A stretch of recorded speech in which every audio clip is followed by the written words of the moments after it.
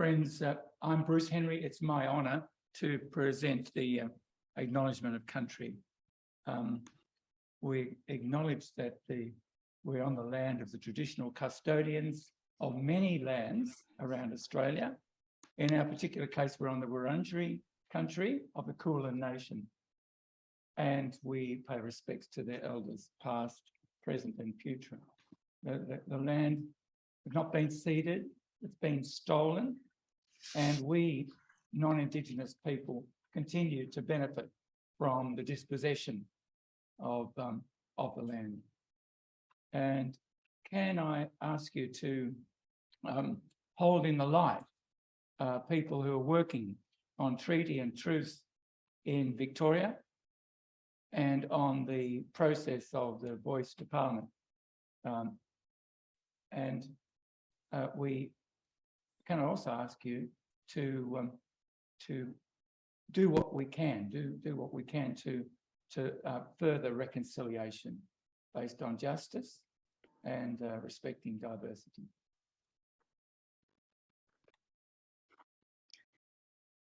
Thank you very much, Bruce, for that. Welcome to country. My name is Philippa Rowland, and I'm the very new chair of Religions for Peace Australia. The past chair, Professor Des Cahill, known to many of you in Melbourne, is actually in Dili as we speak, in his new role as the moderator of Religions Asian Conference of Religions for Peace. So I'm deeply honoured to be asked to open this session and to acknowledge the groups that have come together to work very hard for a number of months to bring this issue of religion, peace, and the moral issues of fully autonomous weapons into the light for the discussion we're going to be holding tonight. Those groups include the Friends, Quakers Australia, Religions for Peace Australia, which has had a focus for many years on the role of faith in encouraging peace over war and good relations between people of all faith and none. Pax Christi is a global faith-based peace movement begun in France in 1945 to try and build peace between the French and Germans, and has gone on to become quite a major peace movement in many countries around the world. And we're honoured that the President, Father Claude Moscovic, is here with us tonight. SafeGround is a not-for-profit group that has been working to protect people from legacy and indiscriminate weapons for over 30 years. They engage and work with people and communities that have been affected by war and conflict, and they're currently working hard to facilitate local Pacific initiatives to stop killer robots. I think the dialogue we will be part of tonight could never come at a more important time in our own lifetimes, because it seems that with the pressures on communities around the world, the rise of a retreat towards violence is becoming more evident in different parts of the world. And if the triggers for that are there in our communities, and if the triggers don't require an individual moral decision to take the lives of thousands, if it can be done at arm's length with a flick of a switch, as occurred with bombing with the nuclear weapons, this seems a continuation of that distance that is put between human decision-making and death and destruction at the other end of it. Before I pass on to our first speaker of the official talk, I was asked to give a few thoughts from a Buddhist perspective, because I am a Mahayana practicing Buddhist, and I thought two quite pertinent quotes from His Holiness the Dalai Lama, which I'll briefly read.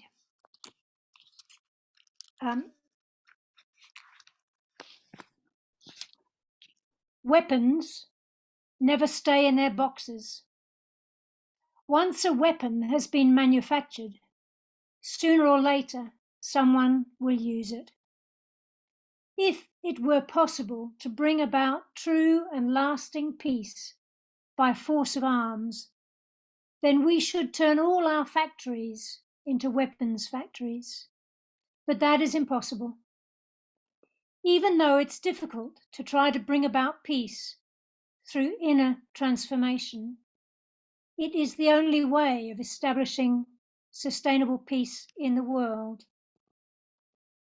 It's very dangerous to ignore the suffering of any living being. Even in wartime, it is better to be aware of the suffering of others, including the suffering we inflict ourselves, even though this can make us uncomfortable. War is massacre. It's 100% negative.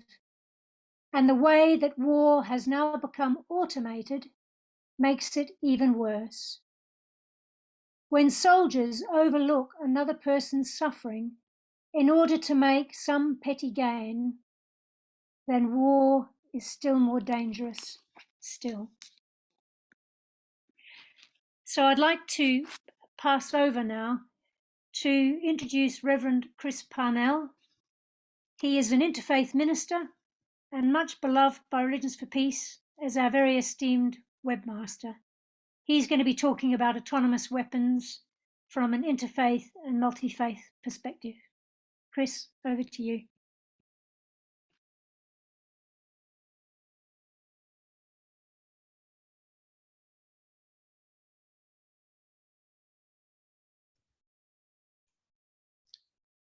Thank you, Philippa. Religions focus on peace and promise eternal peace in the afterlife as a reward for a life well lived. Hinduism, Buddhism, and Jainism teach about the importance of finding peace through union with the divine or surrender to the universe. These religions teach that this union can be realized through meditation, practicing various forms of yoga, and by living a life of non-violence in thought, word, and deed to all creatures. The Abrahamic faiths, Judaism, Christianity, and Islam, all seek the peace of God. In Judaism, it is taught that mankind lives in a covenant relationship with God. Shalom refers to the right ordering of the relationship of a person to God, made possible through grace. In Christianity, Jesus gave the Beatitudes. The Lord Jesus told, "Blessed are the peacemakers, for they are sons and daughters of God." And then we get to the sons of Abraham, the Muslims. There's the peace of God in the greeting of the Muslim, who immediately give that peace back to you. So when you say Assalamu alaikum to a Muslim, immediately they say back, Alaikum salam, salam alaikum. They give that peace of God back to you immediately, before anything else. Hinduism ends all prayers with 3 shantis. Om Shanti, Shanti, Shanti. Meaning peace for your soul, peace for the world, and peace for all the worlds, all the universes. Buddhism seeks refuge in the triple gem. Buddhism seeks refuge in surrendering to the Buddha. Violence harms the spiritual state of the perpetrator as well as the victim.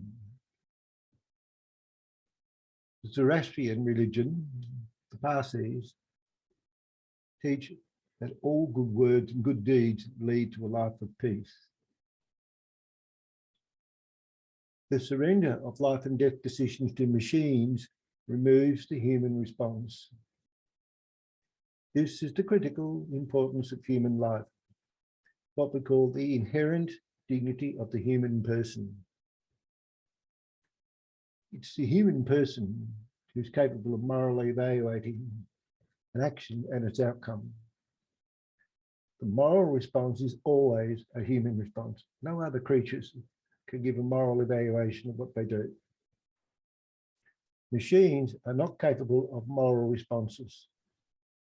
And we note that those people who operate fully autonomous weapons suffer more post-traumatic stress disorder than soldiers in the field, in the theatre of conflict. There's more suffering sending the machine out to kill. It is time to move from just war to just peace. The practice of just peace has several defining elements. It rests on a specific understanding of the word peace. In common usage, of course, peace typically refers to the political condition that is the opposite of war. However, in the just peace tradition, the word has a radically different meaning. It is a social condition of harmony, wholeness, completeness, prosperity, welfare, and tranquility. It is a state of social well-being in which all relationships between humanity, God, and creation are justly ordered, and in which the basic needs of people are met. Violence is then seen as a manifestation of evil that prevents people from meeting their basic needs, or that which undermines the social structures and relationships necessary for human flourishing. All religions seek peace, unity in diversity, harmony in difference. Thank you. I'd like to hand you over now to Matilda Byrne, who is the National Coordinator of the campaign to stop killer robots. Matilda, over to you. So thank you very much for joining us as well this evening, whether you're in person or online. So my name is Matilda, as Chris mentioned, and I am the National Coordinator of Stop Killer Robots Australia, based at SafeGround. SafeGround is one of the over 190 NGOs that are part of the Stop Killer Robot Coalition, which is working in 65 countries. And really what it is a shared movement against digital dehumanization. And when I explain more about the weapons and autonomy, that will make a bit more sense. But really the key values for the campaign are to promote peace, justice, human rights, equality, things that, really do align with, religion and the values of different faiths. So ultimately, also what it's about is rejecting the automation of killing, which these autonomous weapons are a step towards, essentially. So if I can have the next slide, to talk about what autonomous weapons are. Autonomous weapons aren't any one particular weapon. This is the first thing to understand. Autonomy is a function that can be in any sort of weapon. So like a tank on the ground, an aircraft, a submarine, any of these could be made autonomous. And what that part means is that it's sensors and data processing that are used by the weapon to select a target and then to attack. And so this is sensors, things like a heat imprint of a human, or facial recognition. And so machines don't see a human or the context or understand what a war is and what's happening.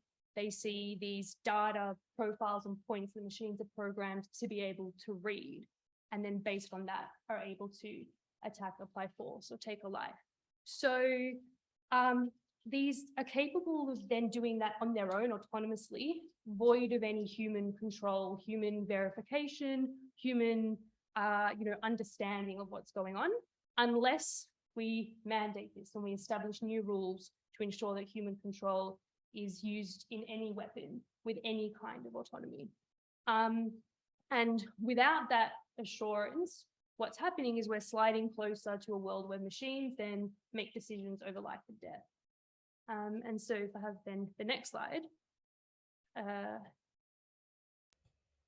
we have like the Secretary General of the United Nations, Antonio Guterres, who's made remarks about these concerns, saying that so an autonomous system that could by itself target and attack human beings just talking about the consequences of those, call upon states to ban these weapons, which are politically unacceptable and morally repugnant. And so there's been calls by the UN Secretary General for establishing internationally agreed limits, a ban, and the International Committee of the Red Cross, if we have the next slide, have also reinforced this, saying we need legally binding rules now to deal with this. And they say, you know, this loss of human control and judgment in the use of force and weapons raises serious concerns from humanitarian, legal, and ethical perspectives. So I'm going to go into some of them in a little bit more detail now. It's quite a quick overview of all these different elements. So if I get the next slide, I am going to start with those moral questions, the real moral problem that's at the heart of these weapons. And that is the one of dehumanization. So if you think about those sensors and data processing that I mentioned, not seeing the human, if we allow machines to do this, it's really this dehumanizing. And if we start with that in the battlefield, in conflict, it is then sort of a slippery slope for that to come into other aspects of our life as well with this technology that's innovating. And so really it's about sort of trying to maintain human dignity and not delegating decisions to life and death to a machine that can't appreciate the value of life, like Chris was saying. And so moving on from that, there's also security risks, so concerns about how these weapons would accelerate and intensify conflict. You can use many at once at high speeds, and also separate to that, how they lower the barrier of war. So it makes it easier for countries to wage war, or perhaps even something like machine error might escalate a war in an unintended way, or other machine error consequences might happen during training or of your own defense force and so forth. And also there's the vulnerability to hacking as well. And then finally, I want to touch on the legal risks, so concerns to do with international humanitarian law, and in particular distinction and proportionality. So distinction, being able to differentiate between what's a combatant and what's a civilian. We know that machines would really struggle at doing this because they can't understand the context of what's going on. And so there's real problems with, say, if you have a soldier in a uniform, and so the machine has been trained to recognize the uniform as a combatant, but they might be injured, for instance, and a machine can't understand this difference.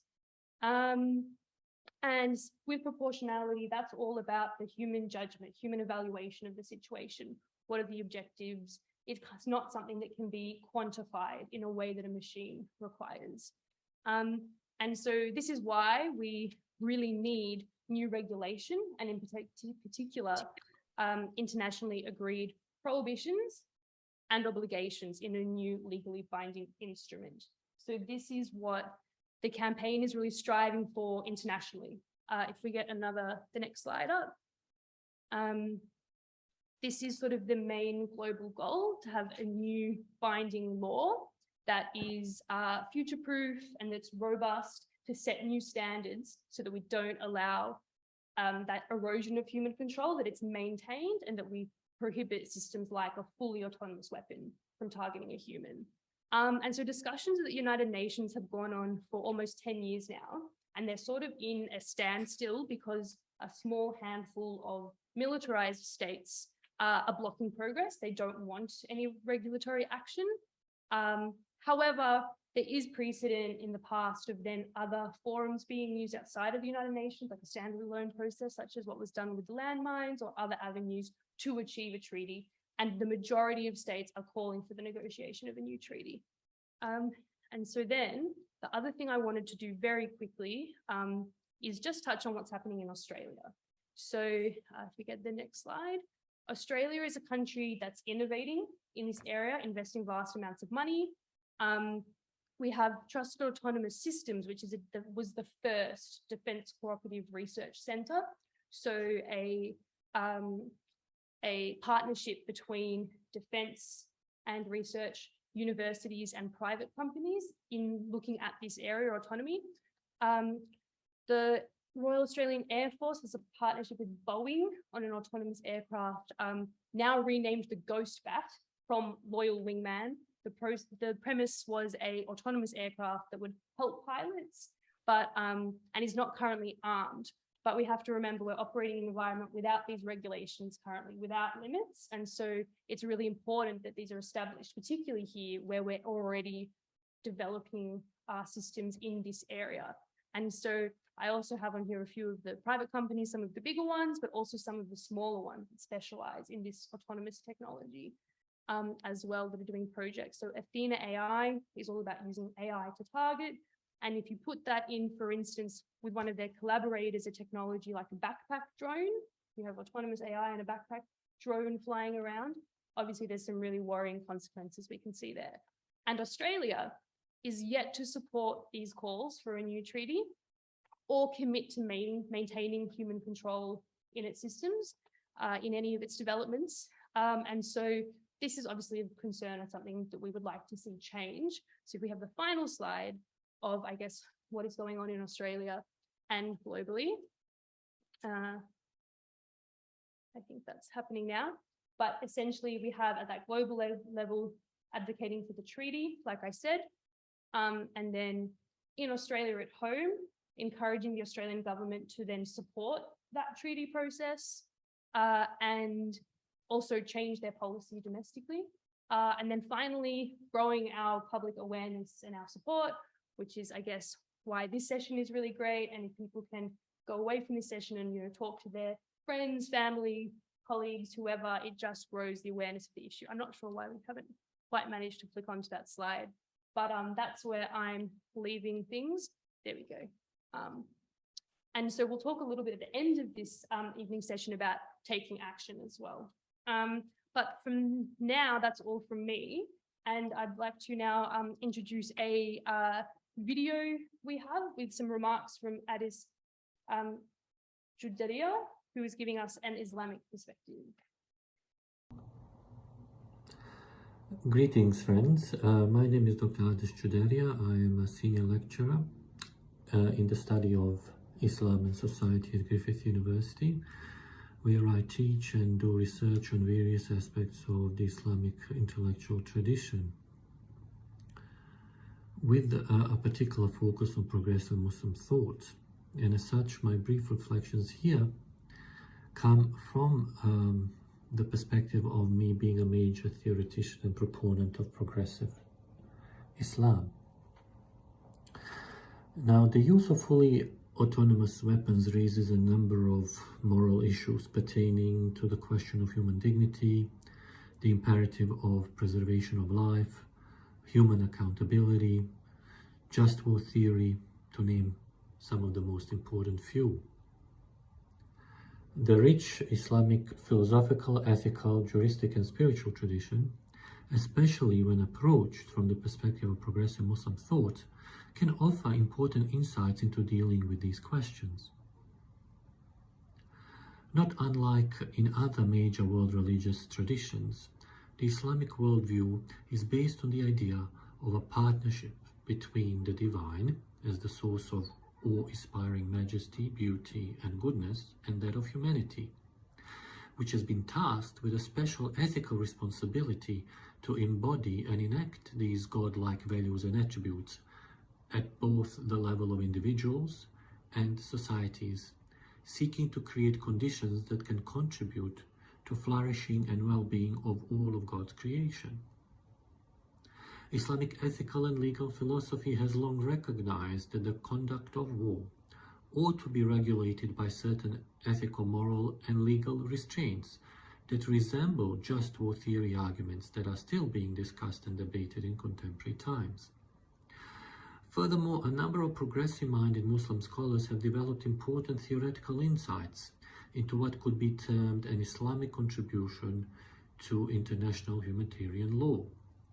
For example, Muhammad Abu Zahra, a contemporary Egyptian scholar of Islamic law, developed a modern theory of Islamic international law that applies both in times of peace and war, which is based upon the following 10 principles of human relations.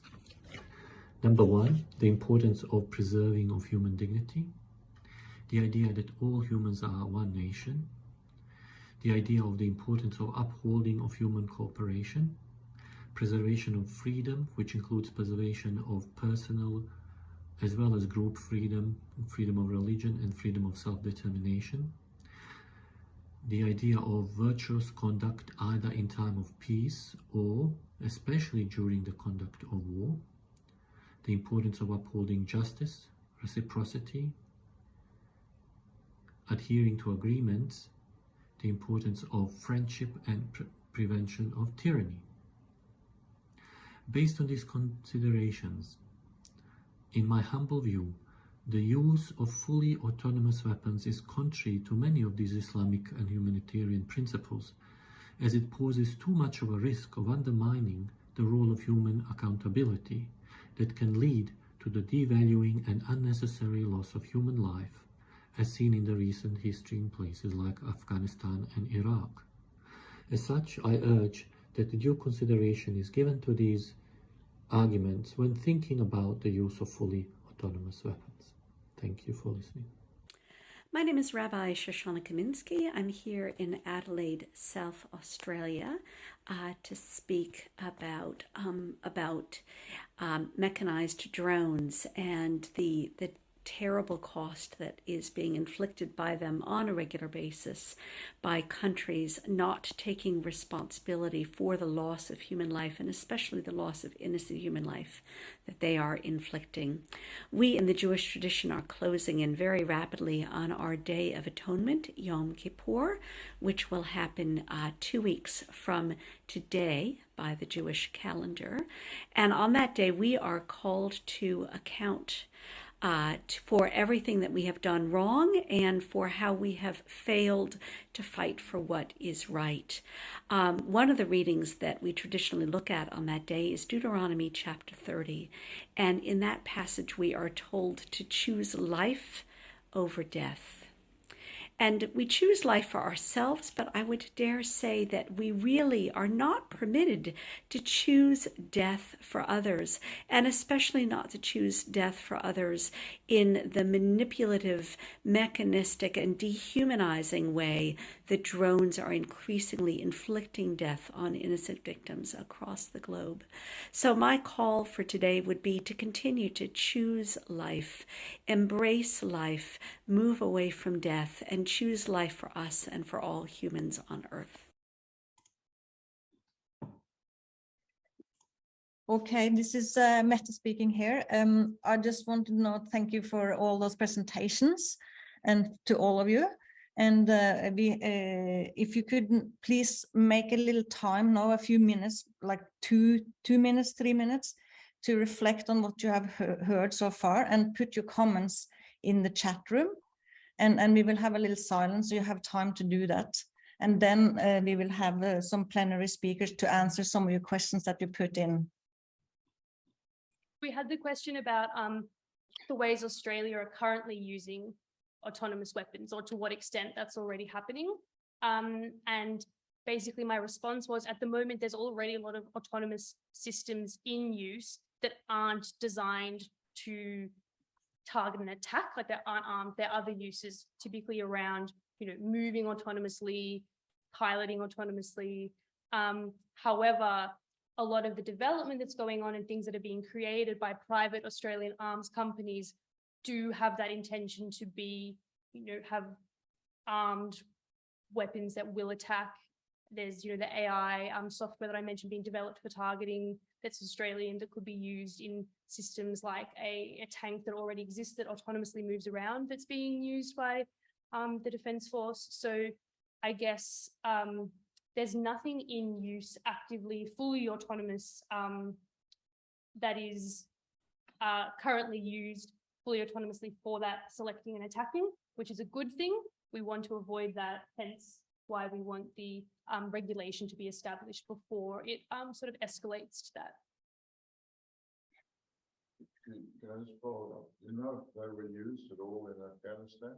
I think the most recent war that Australia's actually fought in. So the follow-up question was whether anything like that was used in the recent war in Afghanistan. Not to my knowledge. I think the advancements have really come since 2010, but have exponentially grown in the last maybe 2 to 4 years.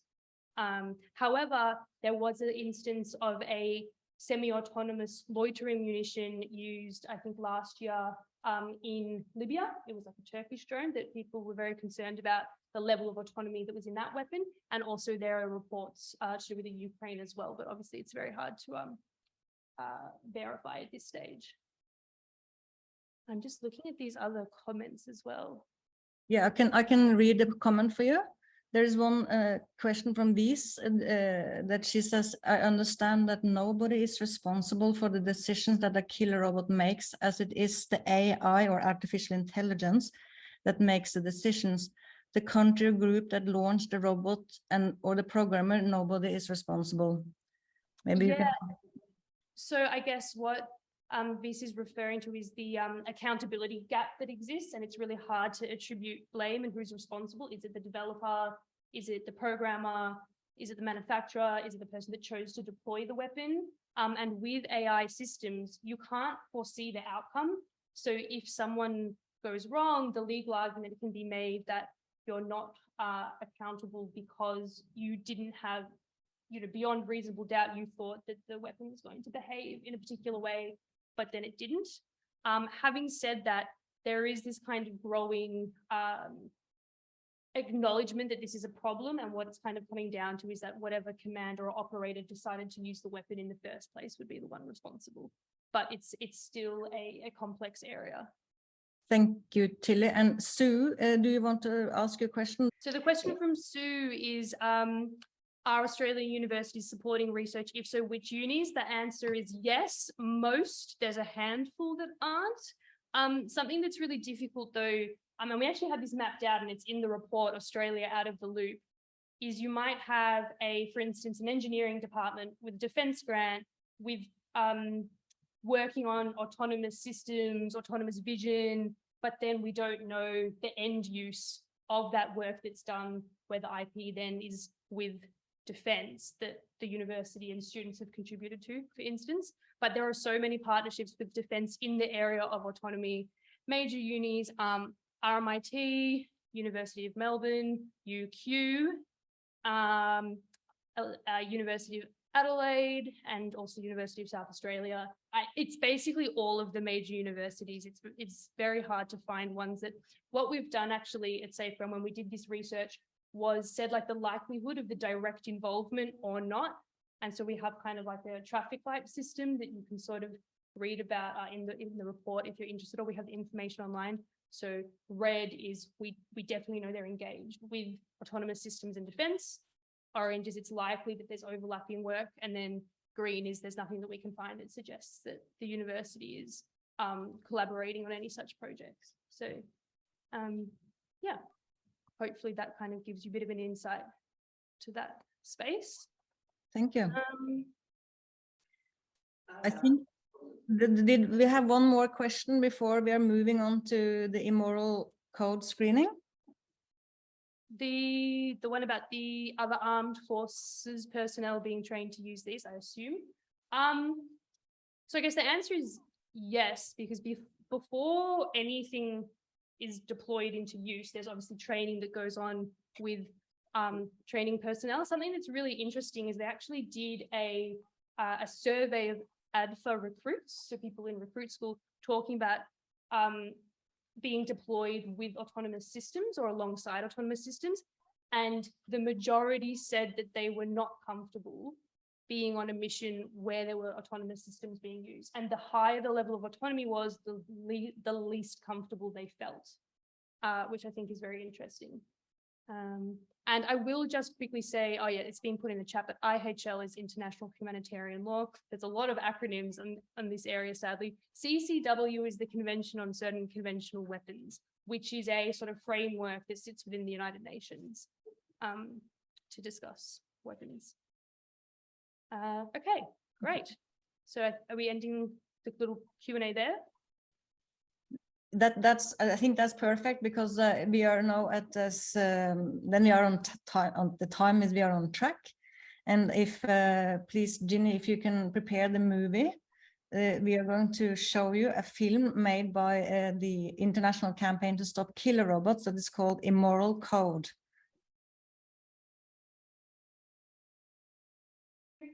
Yeah, I think we covered a lot of different things. I think the immoral code brought up different reactions for different people, some to do with, dehumanizing or reducing people to things that are simple or dot points, and how that's really hard to do. And also in other contexts, like evaluating someone for a job, which was something someone in our group, Vivian, who had to do recently and kind of didn't like the on. And also, I guess, around some of the expert comments that were to do with there not being a humanitarian reason to develop these things, that it's political, and that also we're sort of wasting ingenuity of people developing machines for killing rather than using their brains and things for other uses. And then we talked a little bit about growing the movement here, and how the media is not so interested, and so social media and utilizing that is a good option. And also reaching out to the new teals, like politicians, how we raise awareness that constituents care about killer robots and that they need to be thinking about this, and building pressure to change the Australian position. Yeah. Excellent, thank you. And John, from the floor, do you have anything to say from your physical presence? Sure. Is that picking up? Okay. We hit a couple of things. So basically, if we're working towards a treaty, what platform, whether it should be through the UN or something that's standalone. So looking for the right platform to make it work. Also building political alliances and getting into the various forums within Parliament House in Canberra. So I suppose it's drawing politicians out so they actually flag what their intentions are, what they think, what side are they on, basically. And working with the point governments who are going to push a treaty process forward. Then also looking at, Australia goes on about wanting a rules-based order, but then they're resisting a treaty. So, and the concerns about what's going on with AUKUS as well. Thank you. That's quite a lot. There's quite a lot of discussion. Yeah. Thank you, everyone. I think we can just move, even we can come back because then people can take the floor, but I just want to ask Liz to tell us what they talked about in your group. Yeah, sure thing. Thanks, Meta.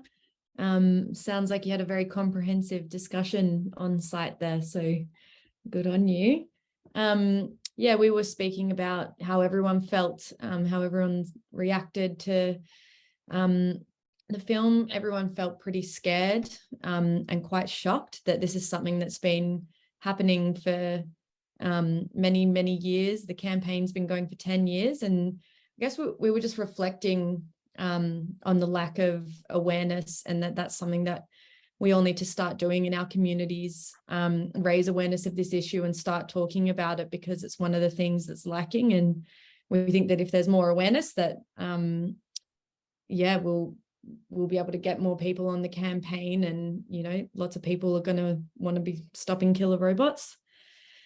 And we were talking a little bit about the blame side of things. So who's to blame when an autonomous weapon is used? Is that it's self-blameless? Do we blame whoever released the weapon? Do we blame the programmers? So just having a bit of a discussion sort of around that. And yeah, and then we were also talking about just reflecting on how much money is being put into producing these weapons when we have so much poverty in the world, and how can we shift those finances from being in these weapons production to people across the globe who really need it. So yeah, I would say that's our sort of main reflections from the room. Thanks. It looks like Meta's a bit frozen actually, so maybe I'll just call Thank on. you, Liz, and all the people who were in that group as well. Ginny, is it working? Yeah. Okay. Ginny, what about you? Did you have a group? I sure did. Okay, if you go ahead, please, and just give us a short report. Yep, I'll give you a short report. So a lot of what we discussed has echoed everything that the team leaders have said already.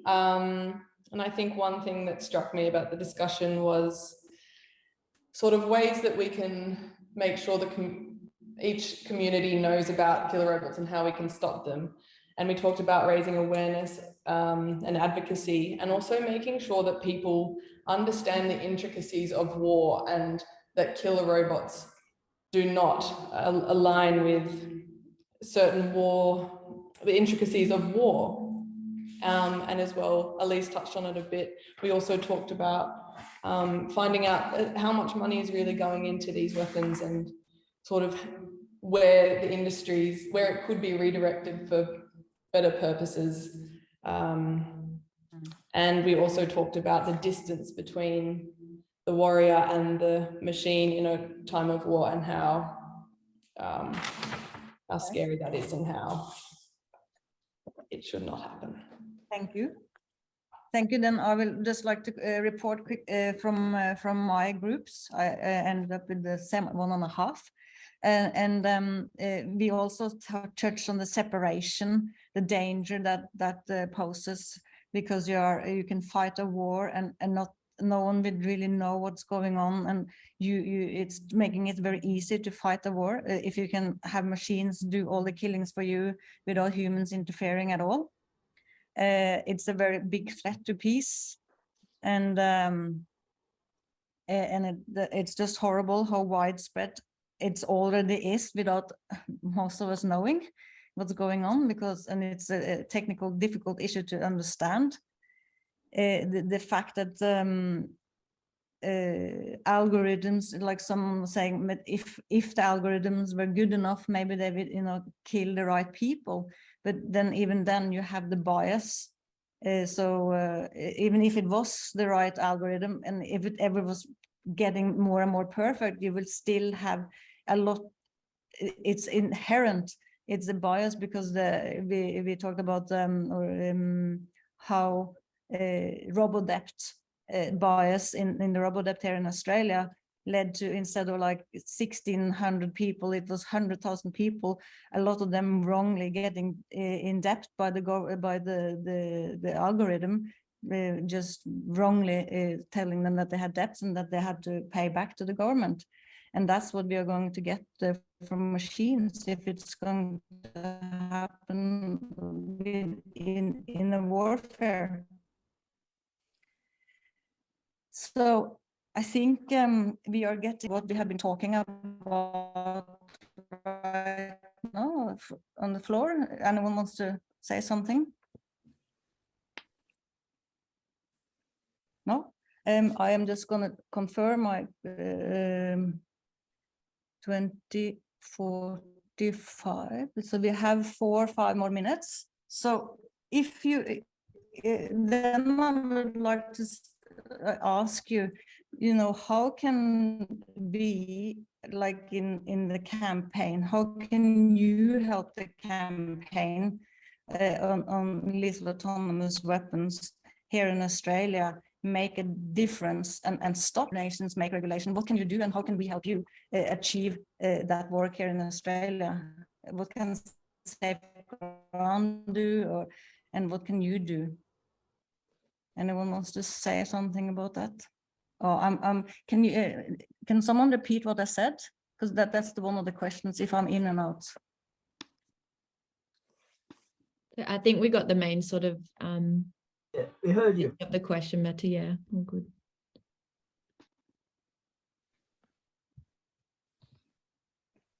Yeah, Philippa. One of the issues that came up was about defence spending in Australia and Australia's foreign policy. One of the things that we've got to think about is the 4 objectives of good government. So good government facilitates trade and commerce. They protect industry, they protect the revenue, and they protect the community. And it's under that protection of community heading of good government, we have a foreign policy and we have a defence policy, and then we have defence spending.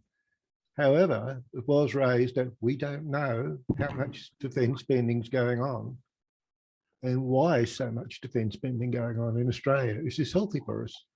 Where's the accountability? I was also just going to throw in from our group, it wasn't my comment, but I think it was a valuable one to repeat, is that perhaps we can look at building an Australian response based on how our country responded to the Port Arthur massacre.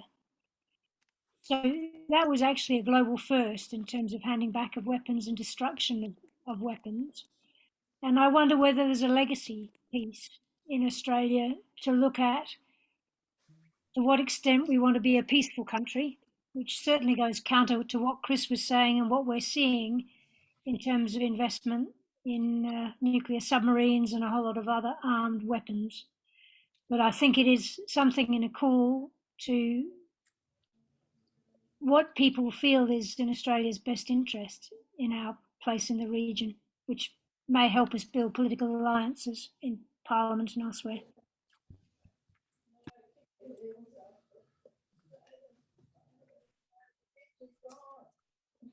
Any other comments? There is Jonathan. No? Just unmute yourself, please.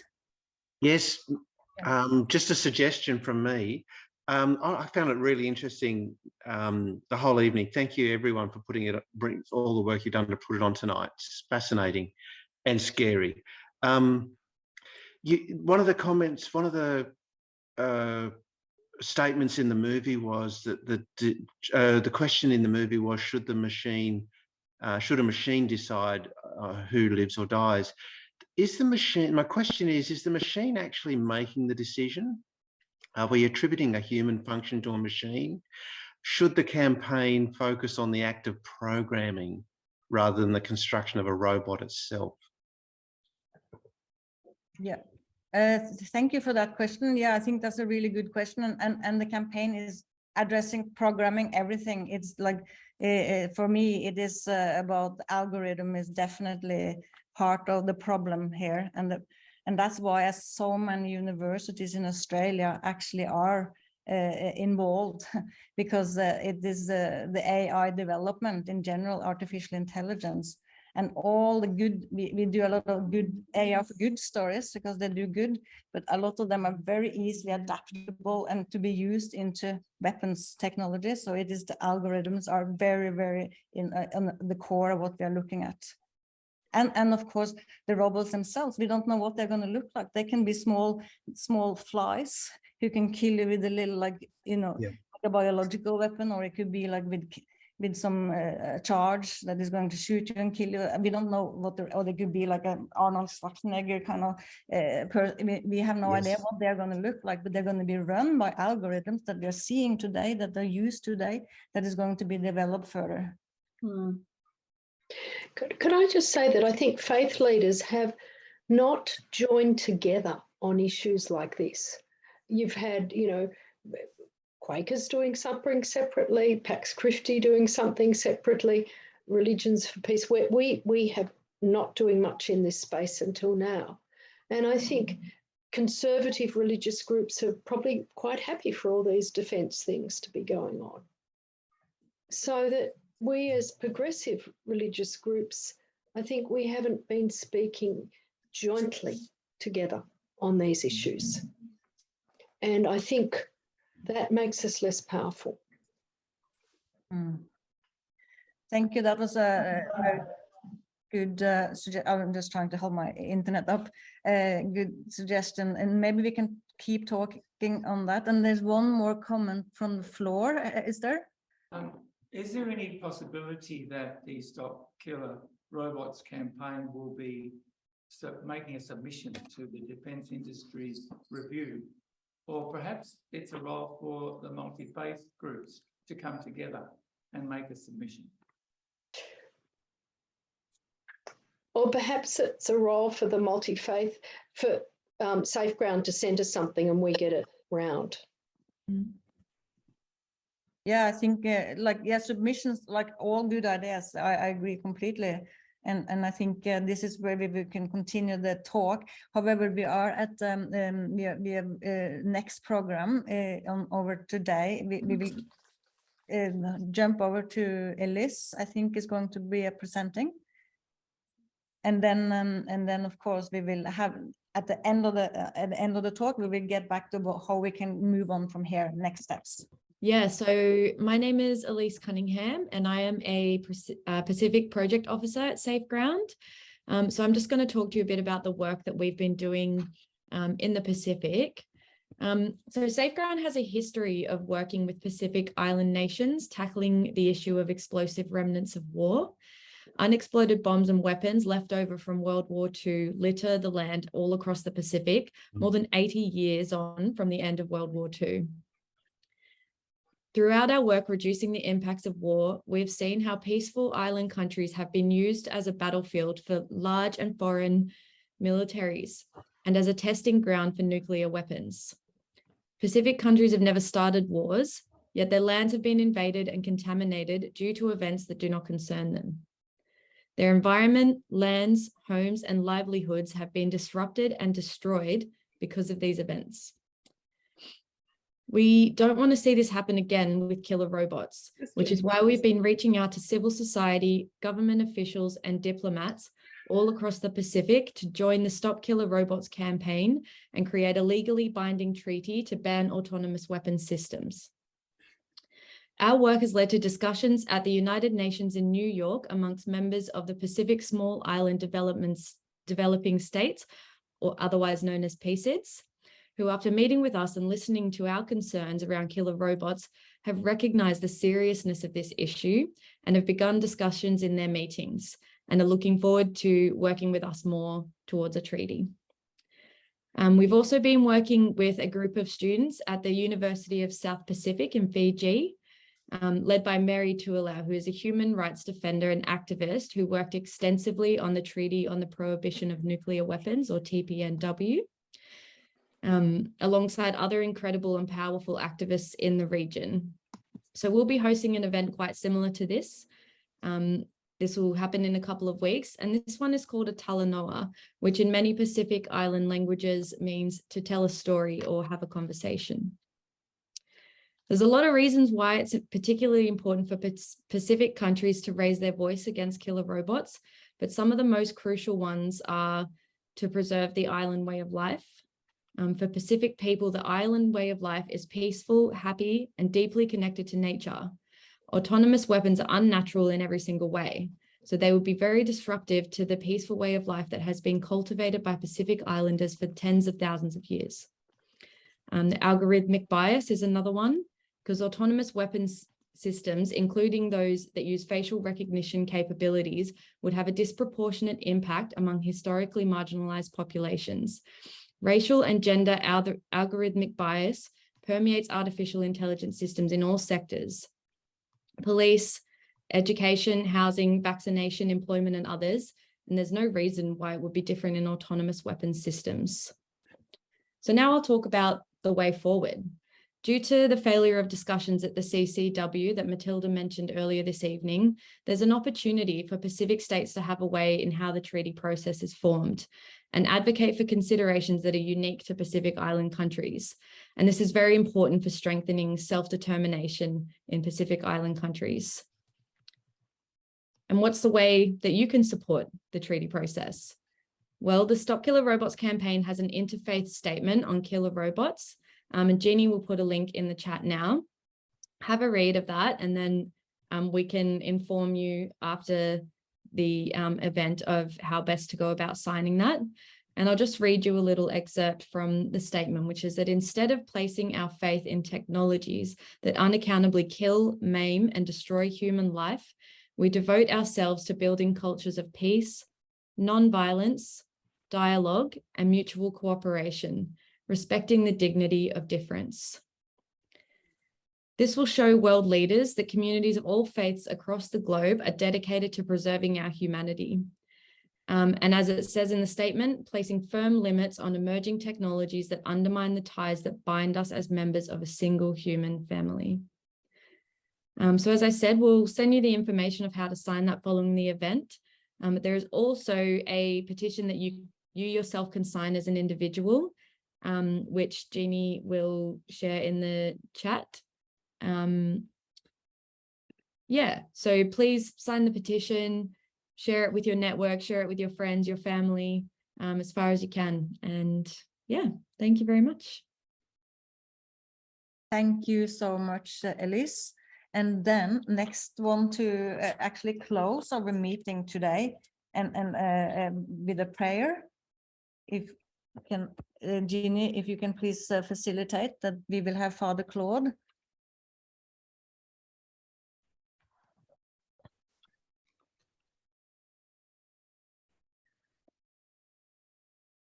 Shall I start? 1 second, please. There you are. Yeah, okay. Thank you. Thank you, Meta. I just want to say it's been great being with you all today, and also rather harrowing at some of the what I've seen today and heard today, but also wonderful that we are working together on this issue, which is a very important one for peace. Creator God, God of peace, compassionate one, your constant call is to be deeply aware that we are sisters and brothers. You remind us that the cry of the poor, the innocent, and the vulnerable, as well as the cry of the earth, reaches deep into your heart. Because each person has an inalienable dignity and shares humanity with all species and all peoples. You call us to work for peace in all areas of our lives. Yesterday was the International Day of Peace. Around the world, many of your people came together to pray for peace as one humanity beyond religion, status, or place. Today, we have come together as peace organizations and religious groups to express our concern specifically at the development of lethal autonomous weapons and to oppose these and the ongoing development of ever more lethal weapons for profit that do not promote security and peace, but only more violence. Pope Francis said last year, artificial intelligence is at the heart of the epochal change we are experiencing. Robotics can make a better world possible if it's joined to the common good. Indeed, if technological progress increases inequalities, it is not true progress. And future advances should be oriented towards respecting the dignity of the person and of creation. Let us pray, he says, that the progress of robotics and the artificial intelligence may always serve humankind. And we could say, make it more human. The combined religious and indigenous wisdom remind us of the reverence for life, which must be prioritized in our relationships and our actions. Whilst we welcome the advances in technology that contribute to the common good, we decry the surrendering of the power of life and death decisions to weapons, which abdicate and absolve human responsibility and accountability. Such weapons can never offer empathy, compassion, fraternity, sorority, friendship, kindness, and solidarity. Our gathering witnesses today to our opposition to any technology that kills, maims, destroys human life, and damages creation by working to build cultures of encounter through striving for respect, for the dignity of difference, for peace, for non-violence, for dialogue and mutual cooperation. May our hearts today and tomorrow and the next day be touched so that we always seek broader ways of building peace, which is not possible by using weapons that expand violence and war. We make this prayer in the name of our God who is with us. Amen.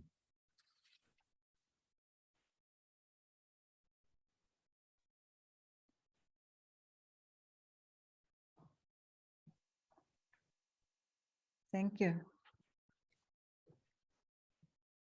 I want to, on behalf of SafeGround, I would like to thank all of you for attending this meeting today and for making it happen together with us. and I'm hoping that we can keep working together, and that this was just the beginning, and that we can keep in touch, and we can help each other to make a successful campaign and actually a successful outcome, and where we can make exactly what you were saying just now in your prayer, that this is going to make a better world, artificial intelligence, and not a worse world. We need regulation and we need a ban.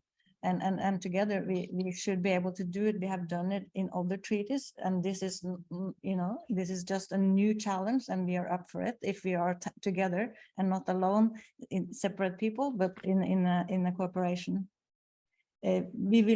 We will leave this chat open until 9:05 in case you want to add something to the chat, questions or comments, or share it. And then of course we will share the chat with you in an email.